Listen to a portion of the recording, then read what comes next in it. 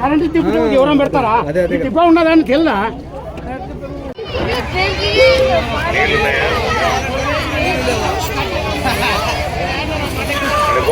చూడనా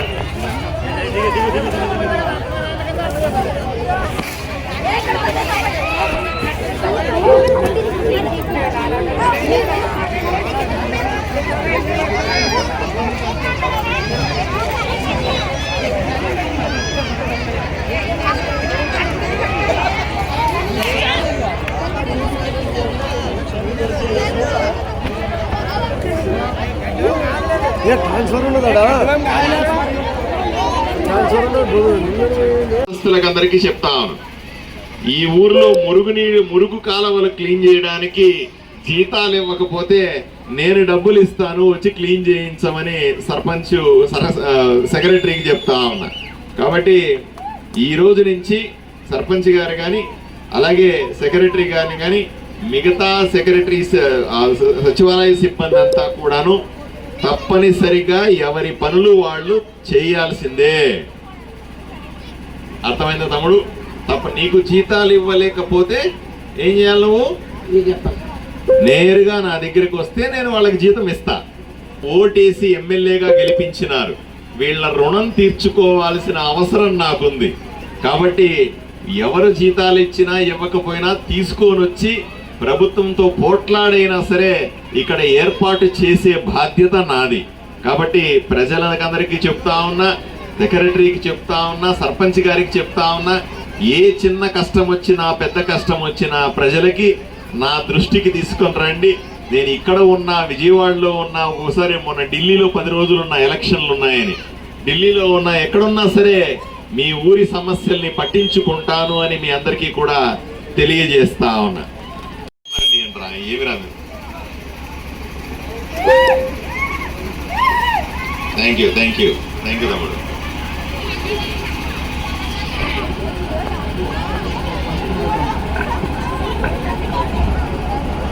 నేను ఎమ్మెల్యే అయిన తర్వాత మొదటిసారి మీ ఊరికి వచ్చిన, నేనేదో మీ ఊరికి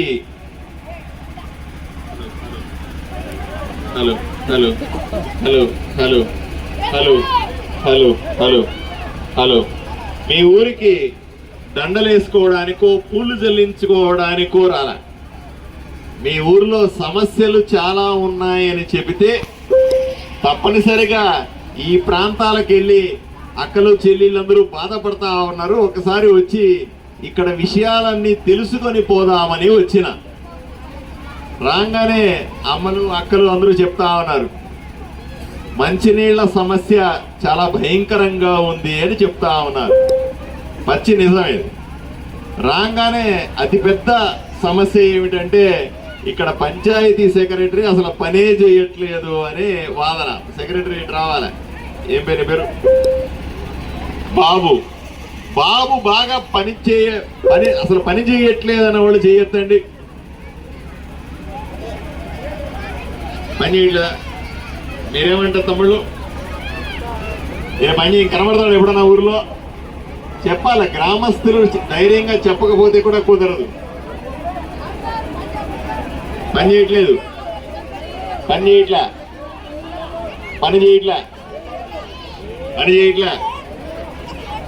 ఏమయ్యా బాబు, ఊర్లో 60-70% మంది చెయ్యెత్తి పని చేయట్లేదంటే ఎలా తమ్ముడు?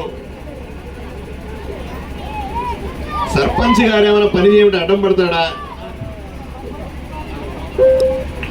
హలో, ఇప్పుడు సెక్రటరీ చేసే విధానం సెక్రటరీ ఉంటుంది, సర్పంచ్ చేసేది సర్పంచ్ ఉంటుంది, ఇవాడు చేసేది ఇవాడు చేస్తుంటాడు.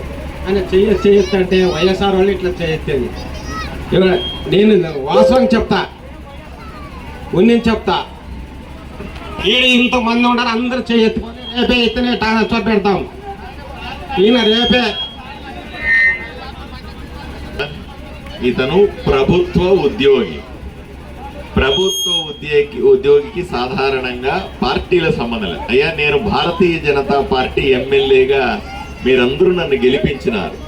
కూటమిలో ఉన్న వాళ్ళందరూ, ప్రజలందరూ కూడా, చాలా మంది వైఎస్ఆర్సీపీ కార్యకర్తలు కూడా నాకు ఓటేసి గెలిపించినారు. ఎందుకు అప్పుడు జరిగిన దుర్మార్గాలని కాదని చెప్పి ఈరోజు సరైన పరిపాలన అందించాల్సిన బాధ్యత నా మీద ఉంటుంది.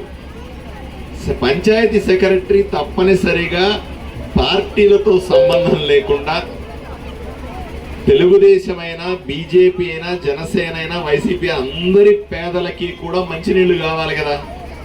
అందరికి పేదలకి కూడా డ్రైనేజీలు క్లీన్గా ఉండాలి కదా. ఉండాలా వద్దా? అందరికీ రోగాలు రాకుండా ఉండాలి కదా. అందరికీ మురుగునీళ్లు లేకుండా ఉండాలి కదా. అందరికీ కూడా మిగతా సదుపాయాలు కూడా కావాలి కదా. కాబట్టి తమ్ముడు, ఆయన ఏం అడ్డుపడడు. ఆయన మంచి తెలుగుదేశం పార్టీ సర్పంచ్, మంచి సర్పంచ్, పేరున్నవాడు. నువ్వు ఆయన చేస్తాడు, ఆయన కూడా చెప్తాడు ఈ ఊరి నుంచి. కానీ నేను ఊర్లోకి రాగానే నేనే వ్యక్తిగతంగా చూశాను, మరుగుదొడ్లు ఎంత భయంకరంగా ఉన్నాయి, నీకు కూడా చూపెట్టాను. ఇంకా కాదు అని నేనే ఆ మురుగు అంతా కూడా క్లీన్ చేశాను. ఎందుకు క్లీన్ చేశాను?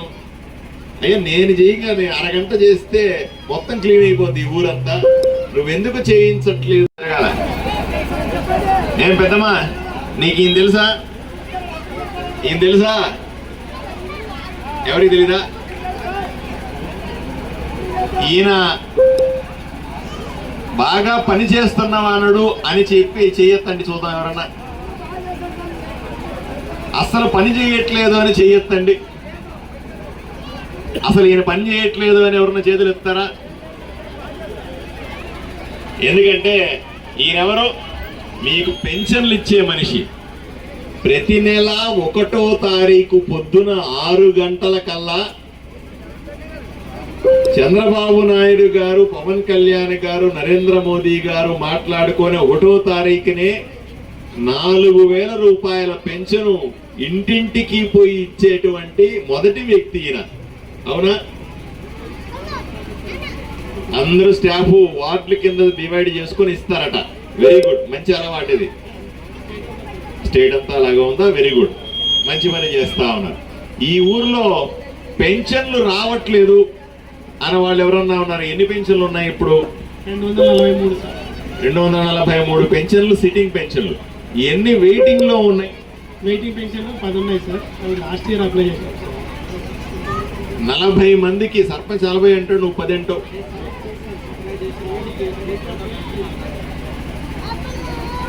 గౌరవ ముఖ్యమంత్రి చంద్రబాబు నాయుడు గారు స్పష్టంగా చెప్తా ఉన్నాడు, అర్హులైనటువంటి ఏ వృద్ధులకైనా, అర్హత ఉన్న వాళ్ళకందరికీ కూడా పెన్షన్లు ఇవ్వాల్సిందే.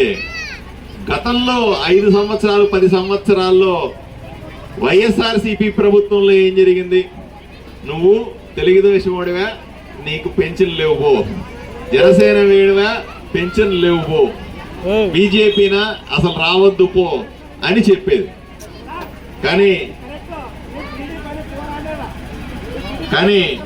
మనం వచ్చిన తర్వాత ఏమంటా ఉన్నాం?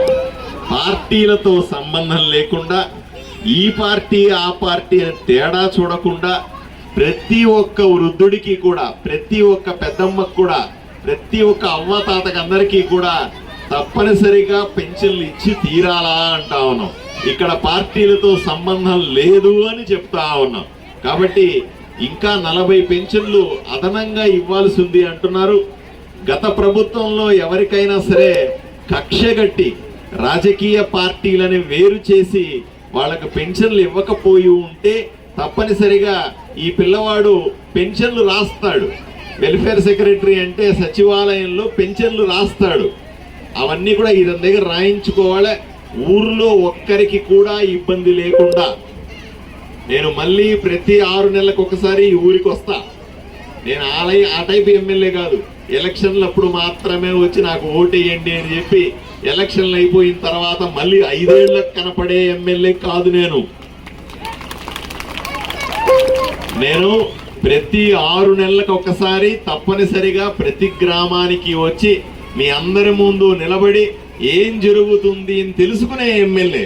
కాబట్టి నేను మళ్ళీ వచ్చే సమయానికి నీ మీద ఎటువంటి కంప్లైంట్ ఉండకూడదు. అందరికీ పెన్షన్లు ఇచ్చేశారండి.